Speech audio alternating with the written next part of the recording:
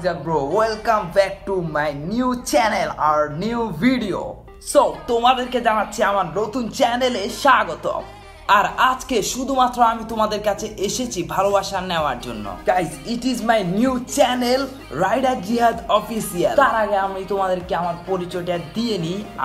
আমার নাম হচ্ছে AR জিহাদ। আর ইউটিউব ক্যারিয়ারে দৌড়তে গেলে নতুন আমি। আর এই চ্যানেলটাতে আমি হচ্ছে just cycle and bike related video দিব, অর্থাৎ cycle riding and bike riding.